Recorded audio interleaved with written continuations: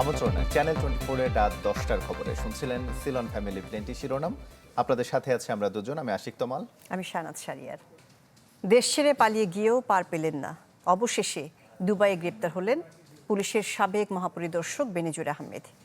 জাতীয় সংসদে বিষয়টি নিশ্চিত করেছেন স্বরাষ্ট্রমন্ত্রী সালাউদ্দিন আহমদ। জানিয়েছেন শিগগিরই তাকে দেশে ফিরিয়ে আনা হবে। দুদকের ইতিহাসে রেড নোটিশ জারির পর এই প্রথম কোনো অপরাধী গ্রেপ্তার হলেন। একসময়ের প্রভাবশালী পুলিশ কর্মকর্তা বেনজির আহমেদের বিরুদ্ধে দুর্নীতির অভিযোগ ওঠে বছর দুয়েক আগে। দুদক নড়েচড়ে বসার আগেই 2024 সালের 4 মে দেশ ছেড়ে পালিয়ে যান পুলিশের এই সাবেক মহাপরিদর্শক। এরপর থেকে বেনজির আহমেদ ছিলেন ধরাছোঁয়ার বাইরে। দীর্ঘ 2 বছর পর অবশেষে সাবেক পুলিশ প্রধান গ্রেপ্তার হলেন সংযুক্ত আরব আমিরাতের দুবাইতে। শুক্রবার বেনজিরের গ্রেপ্তারের বিষয়টি ইমেলের মাধ্যমে বাংলাদেশ সরকারকে জানায় সংযুক্ত আরব আমিরাত।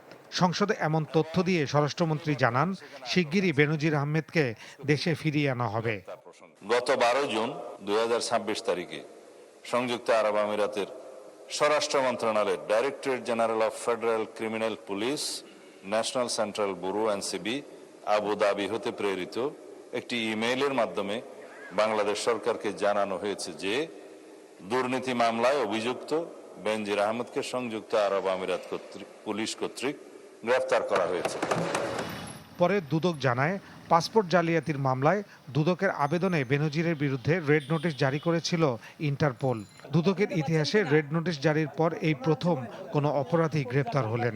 ইন্টারপোলের 2টা মামলা বিষয়ে চিঠি পাঠিয়েছিলেন আমাদের তদন্ত কর্মকর্তা। পাসপোর্ট জালিয়াতির মামলা, আরেকটি মামলা ছিল জ্ঞাত আয় বহির্ভূত সম্পদ অর্জনের মামলা। পাসপোর্ট জালিয়াতি সহ আরও 5টি মামলার তদন্ত চলছে। তবে কোন প্রক্রিয়ায় বেনজির আহমেদকে দেশে আনা হবে তা নিয়ে এখন আলোচনা চলছে সব মহলে। ফয়সাল হোসেন, চ্যানেল 24, ঢাকা। হাসিনা সরকারের গুম খুন থেকে প্রাতিষ্ঠানিক অপকর্মের হাতিয়ার হয়ে ওঠেন বেনজির আহমেদ। দুর্নীতি মামলায় সেই সরকারের আমলেই দেশ ছেড়েছিলেন। সেই বেনজিরের নাটা এখন দুবাই পুলিশের হাতে। ছিল গ্রেপ্তারি পরোয়ানা, তারই একটিতে ইন্টারপোলের রেড নোটিশই কাল হলো সাবেক পুলিশ প্রধানের। আরো জানাচ্ছেন মাসউদুর রহমান। এই যে 1000-2000 লোক টোকায় নিয়ে আসবো, আমরা বাড়িতে বাড়ি থেকে টোকায় নিয়ে আসবো, মাটির তলে ঢুকলে সেখান থেকে বের করে নিয়ে আসবো। একসময়ের দোর্দণ্ড প্রতাপশালী এক পুলিশ কর্মকর্তার নাম বেনজির আহমেদ। বলা হয়, শেখ হাসিনার ফ্যাসিস্ট হয়ে ওঠার পেছনে যে পুলিশ কর্তা সবচেয়ে বেশি ভূমিকা রেখেছিলেন তিনি Benazir. Never underestimate the power of the government and the power of the people. 1963 সালে গোপালগঞ্জে জন্ম নেওয়া বেনজির আহমেদের বাবা ছিলেন পুলিশ কনস্টেবল। বেনজির পুলিশ বাহিনীতে যোগ দেন 1988 সালে। এরপর ভাগ্যগুণে একবার পুলিশ সদর দপ্তরে যোগ দিয়ে আর পিছু ফিরে তাকাতে হয়নি বেনজিরকে। ঘৃণা ছড়ানো ছাড়া, উত্তেজনা ছড়ানো ছাড়া, জঙ্গির মতামত ছড়ানো ছাড়া, সন্ত্রাসী চেতনা ছাড়া, হোয়াট দে আর ডিসেমিনেটিং। কখনো জঙ্গিবাদ, কখনো ধর্মের ব্যাখ্যা, কখনো বা দেশ সেরা আলেমদের বয়ান কিংবা নারী কেলেঙ্কারি। কি করেননি বেনজির আহমেদ? ইতিহাসের সন্ধিক্ষণে কখনো কখনো কাউকে না কাউকে দায়িত্ব নিতে হয়। ডিএমপি কমিশনার, র্যাবের ডিজি থেকে পুলিশ বাহিনীর প্রধান, পুলিশের সবগুলো পদে তার সময়ে তিনি ছিলেন অপ্রতিদ্বন্দ্বী। বেনজিরের সময়কালেই গুম করে মানুষ হত্যার সংস্কৃতিও প্রাতিষ্ঠানিক রূপ নেয়। আমাদের কোনো সহকর্মী ম্যান্ডেটের বাইরে গিয়েছেন কিনা, ম্যান্ডেটকে ওভারস্টেপ করেছেন কিনা, সেটা দেখার দায়িত্ব। ক্ষমতা থাকতে অবৈধ সম্পদের পাহাড় গড়েন বেনজির আহমেদ। এত পরিমাণ সম্পদের মালিক হন যে শেষ পর্যন্ত শেখ হাসিনার সময়েই লুকিয়ে দেশ ছাড়তে বাধ্য হন। হয় দুর্নীতির মামলাও। দুর্নীতির বিরুদ্ধে জিহাদ ঘোষণা করবে, দুর্নীতির সঙ্গে কোনো আপোষ নাই। সেই দুর্নীতির মামলার একটিতেই গ্রেপ্তার হলেন বেনজির, তাও ইন্টারপোলের হাতে।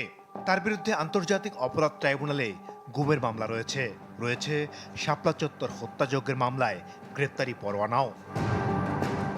চরম মানবাধিকার লঙ্ঘনের অভিযোগে বেনজির আহমেদ প্রথম কোনো শীর্ষ কর্মকর্তা যাকে মার্কিন নিষেধাজ্ঞা দেয়া হয়। দেশ ছেড়ে পালিয়ে দুবাইয়ে ভিনদেশি পুলিশের হাতে গ্রেপ্তারের আগে বিভিন্ন দেশ ঘুরে বেড়ানোর তথ্য পাওয়া যায়। এখন দেশে ফিরিয়ে বিচারের মুখোমুখি হওয়ার অপেক্ষায়। এগুলো নিয়ে আপনি অনেক কথা বলেছেন, so you can stop it right now. Masudur Rahman, channel 24, Dhaka.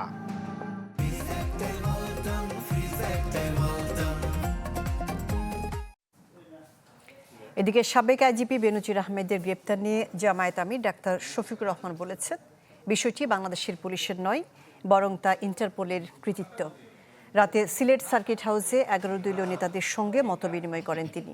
এর আগে সাংবাদিকদের প্রশ্নের জবাবে তিনি বলেন, বেনজিরকে দেশে ফিরিয়ে এনে শান্তি নিশ্চিত করতে পারলে সেটি হবে প্রকৃত অর্জন।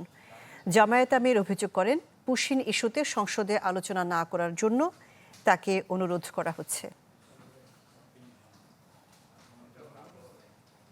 এই সরকার তার উপরে ইন্টারপোলের অ্যালার্ট জারি করায় নাই, এটা প্রিভিয়াস গভর্নমেন্ট করায় গেছে। যদি কেউ দেশ এবং জাতির বিরুদ্ধে অপরাধ সংগঠন করে থাকে তারকে আইনের আওতায় আনতে হবে। এইটা বাংলাদেশের একটা অ্যাচিভমেন্ট, কিন্তু মূল অ্যাচিভমেন্টটা হবে আপনার প্রশ্নটাই সঠিক, যদি তাকে ফিরিয়ে এনে শাস্তির মুখোমুখি করে। খুলনায় পুলিশের বিশেষ অভিযান চললেও কমছে না সহিংসতা। সড়ক, বাজার, বাসাবাড়ির পর এবার মসজিদের ভেতরে গুলিবিদ্ধ 2 মুসল্লি। এদিকে চট্টগ্রামের আনোয়ারায় নিজ বাড়িতে নৃশংসভাবে খুন হয়েছেন মা ও মেয়ে। গুরুতর আহত অবস্থায় উদ্ধার করা হয় 5 বছরের আরেক সন্তান। শান্ত শহরে প্রতিদিনই বাড়ছে খুন আতঙ্ক। অপরাধীদের থেকে নিরাপদ নয় মসজিদের ভেতরও। স্থানীয়রা জানান, রোববার ফজরের নামাজ শেষে মসজিদে কোরআন তেলাওয়াত করছিলেন খুলনার উত্তর কাশীপুর এলাকার লোকমান হাকিম ও আলম শেখ। এ সময় লোকমানকে উদ্দেশ্য করে বেশ কয়েকটি গুলি ছোড়ে সন্ত্রাসীরা। গুলিবিদ্ধ হন সাথে থাকা আলমও। উদ্ধার করে দুজনকেই পাঠানো হয় ঢাকায়। রাস্তাঘাটে বিভিন্ন জায়গায় গুলি হয়, কিন্তু মসজিদের ভিতরে কোরআন তেলাওয়াত অবস্থায় গুলি, এটা আমার জীবনের প্রথম। এইভাবে মসজিদে একটা মানুষ কোরআন তেলাওয়াত করছে আর সেই সময় মানুষ আসি তারে গুলি করতেছে, এটা তো মাইনে নেওয়া যায় না। এ ঘটনায় তদন্ত শুরু করেছে পুলিশ। আলামত সংগ্রহের পাশাপাশি কাজ চলছে জড়িতদের শনাক্তে। আমরা সবগুলো বিষয় নিয়ে কাজ করছি। কোনো ব্যবসায়িক শত্রুতা আছে কিনা, পারিবারিক কোনো শত্রুতা আছে কিনা, আমরা সেগুলো যাচাই করছি। এদিকে চট্টগ্রামের আনোয়ারায় নিজ বাড়িতে নৃশংসভাবে খুন হয়েছেন মা মেয়ে।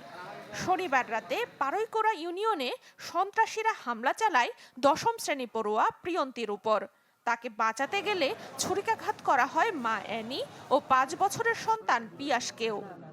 মা নাই ফরগি ও ফরিজনের পর সদা আরে মসজিদে ওই তেজ আজির পর মারি ফেলে আর মাইজি আর বাইসেরও মাইজি তেজি আজ দিব জাকাত মারি ফেলে আজ দিব জাকাত মারি ফেলে আর কেন করছিস ওর যে টাকা দিছি, টাকার দুগুণগুলো আমার কাছে আছে।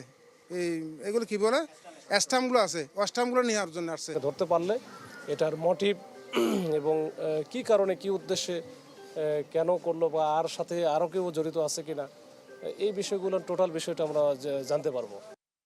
এ ঘটনায় অভিযুক্ত রিমন কার্যক্রম নিষিদ্ধ ওয়ার্ড আওয়ামী লীগের নেতা বলে দাবি স্থানীয়দের।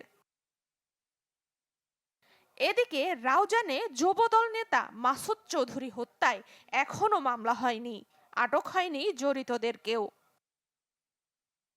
সানজিদা শান্তা, চ্যানেল 24। সীমান্তে কিছুতেই থামছে না ভারতের পুশিন চেষ্টা। চুয়াডাঙ্গার দর্শনা সীমান্তে 11 জন নারী পুরুষকে বাংলাদেশে ঠেলে দেওয়ার চেষ্টা প্রতিহত করেছে বিজিবি। কুড়িগ্রাম সীমান্তেও 2টি পয়েন্ট দিয়ে 9 জনকে পুশিনের চেষ্টা করে বিএসএফ। এক সীমান্তে বাধা, আরেক সীমান্তে পুশিনের নতুন চেষ্টা। দিন পেরোলেও বদলাচ্ছে না দৃশ্যপট। রোববার ভোরে চুয়াডাঙ্গার 76-77 পিলারের কাছে দিয়ে 11 জনকে এপারে ঠেলে দেয় বিএসএফ। এর মধ্যে 8 জন পুরুষ ও 3 জন নারী। সে সময় টহলরত বিজিবি তাদের প্রতিহত করে। পরে ভারতীয় সীমান্তের কাছাকাছি নিয়ে যায় দেশটির সীমান্তরক্ষীরা। পুশিনের চেষ্টা ছিল কুড়িগ্রাম সীমান্তেও। 2টি পয়েন্ট দিয়ে 9 জনকে এদেশের অভ্যন্তরে পাঠানোর চেষ্টা হলে বিজিবি তা প্রতিহত করে। 6 জন নাগরিককে বাংলাদেশে পুশ করেন, তখন আমরা সাধারণ জনতা সকলে মিলে সেই 6 জন নাগরিককে আটক করে বাংলাদেশের বিডিআরের সুবেদার ছিলেন শফিকুর রহমানকে জানায় ঘটনা। তখন উনি বিডিআর সদস্য আসেন, এসে তাদের সহযোগিতা নিয়ে তাদেরকে ব্যাক করার চেষ্টা করেন। এখানে এই ভারতের প্রায় 150 গাছের ভিতরে আছে তারা। জয়পুরহাটে এক বৃদ্ধকে ঠেলে দেওয়ার চেষ্টায় উত্তেজনা দেখা দেয় সীমান্তে। বেশ কয়েক ঘন্টা তাকে বসিয়ে রাখে বিএসএফ, আর এপারে সতর্ক অবস্থান ছিল বিজিবি ও স্থানীয়দের। এক ফোঁটা রক্ত থাকতে দেও, আমরা অবৈধ নাগরিক আমরা গ্রহণ করব না। আপনারা প্রমাণ সাপেক্ষে যেটা দিবেন সেটা আমরা গ্রহণ করব। এদিকে কুষ্টিয়ার দৌলতপুর সীমান্তে এখনও মানবেতর দিন কাটছে পুশিন চেষ্টার শিকার 12 জনের। কেউ কেউ হয়ে পড়েছেন অসুস্থ। আমাকে যা করবেন আপনারা করেন, কিন্তু আমাদের জীবন আর সহ্য হচ্ছে না।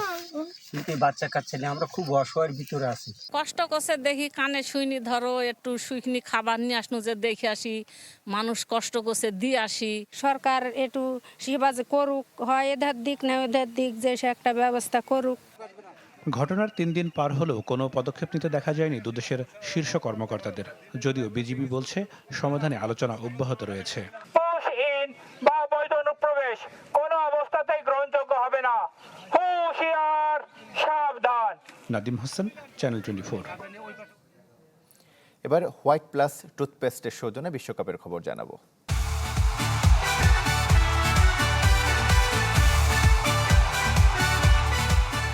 এদিকে নিউ জার্সিতে খেলা দেখতে আসা ব্রাজিল ভক্তরা হতাশ।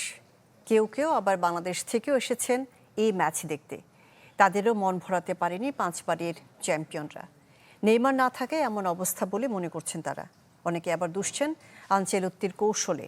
বিশ্বকাপ ইতিহাসের সবচেয়ে দুর্বল দল ব্রাজিল বলে মনে করছেন সেলেসাও সমর্থকরা। স্মরণকালের ইতিহাসে আমি বলবো এটা সবচেয়ে একটু কম নৈপুণ্যের দল, বাট সেটা হিসাব করলেও আমার মনে হয় যে আজকে খেলাটা একটু খাপছাড়া ছিল ব্রাজিলের তুলনায়। আশা করি নেইমার নেক্সট টাইম খেলবে। সো আজকে আসছিলাম নেইমারের খেলা দেখার জন্য। সো আনফরচুনেটলি নেইমারকে আমরা দেখি নাই। So Vini played very good. Morocco ভালো খেলেছে, এটা বলতেই হবে। আর Brazil is absolutely not to my standard at all. আর মরক্কোর বল মুভমেন্টটা ভালো ছিল। রাতে বিশ্বকাপ শুরু। 4 বারের বিশ্ব চ্যাম্পিয়ন জার্মানির প্রতিপক্ষ নবাগত দেশ কুরাসাও। হিউস্টন স্টেডিয়ামে ম্যাচটি শুরু রাত 11টায়। এরপর ডালাস স্টেডিয়ামে রাত 2টায় এফ গ্রুপের হাই ভোল্টেজ লড়াই মুখোমুখি নেদারল্যান্ডস ও জাপান। আর সোমবার ভোর 5টায় ফিলাডেলফিয়া স্টেডিয়ামে 12 বছর পর বিশ্বকাপে ফেরা আইভরি কোস্টের প্রতিপক্ষ লাতিন আমেরিকার দেশ ইকুয়েডর। আর সকাল 8টায় সুইডেনের প্রতিপক্ষ তিউনিশিয়া। আইপিডিসি ফিনান্স পিএলসির সৌজন্যে 2026-27 অর্থ বছরের বাজেটের খবর।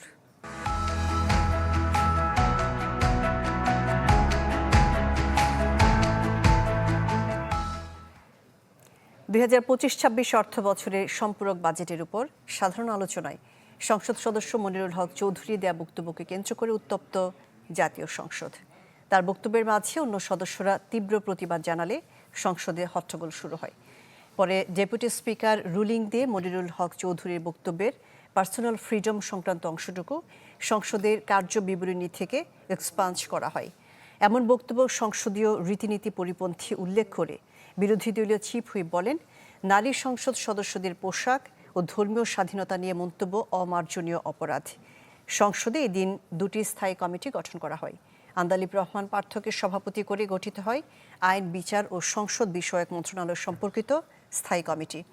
এছাড়া মুশফিকুর রহমানকে সভাপতি করে গঠিত হয় অর্থ মন্ত্রণালয় সম্পর্কিত স্থায়ী কমিটি। আপনাকে ধন্যবাদ জানাই। ব্যক্তিগত ইতিহাস থাকতে পারে, কিন্তু সেটা আমাদের নারী সংসদ সদস্যদের তাদের পোশাক নিয়ে যে ধরনের কথা বললেন, তাদের ধর্মীয় স্বাধীনতাকে হরণ করার সম্পর্কিত যে ধরনের বক্তব্য দিলেন, এটাও মাননীয় স্পিকার আমরা মনে করি একটা অমার্জনীয় অপরাধ। প্রত্যেকটা ব্যক্তির গণতান্ত্রিক রাষ্ট্রে তার ধর্মীয় স্বাধীনতা রয়েছে, পোশাকের স্বাধীনতা রয়েছে।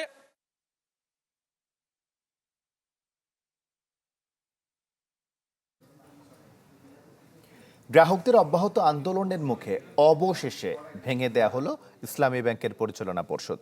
রোববার বাতিল করা হয় ব্যাংকটির চেয়ারম্যান সহ পরিচালনা পর্ষদের সব সদস্যের নিয়োগ। বাংলাদেশ ব্যাংকের সহকারী মুখপাত্র শাহরিয়ার সিদ্দিকী এই তথ্য নিশ্চিত করেন। জানান, ব্যাংক কোম্পানি আইন 1991 এর ক্ষমতা বলে এই সিদ্ধান্ত নেওয়া হয়েছে। পরবর্তী সিদ্ধান্ত না নেওয়া পর্যন্ত বাংলাদেশ ব্যাংকের নির্বাহী পরিচালক মোহাম্মদ জহির হোসেনকে পর্ষদ পরিচালনার দায়িত্ব দেওয়া হয়। এদিকে অব্যাহত সংকট মোকাবেলায় এদিন ব্যাংকটিকে 2,500 কোটি টাকার তারল্য সহায়তা দেয় বাংলাদেশ ব্যাংক।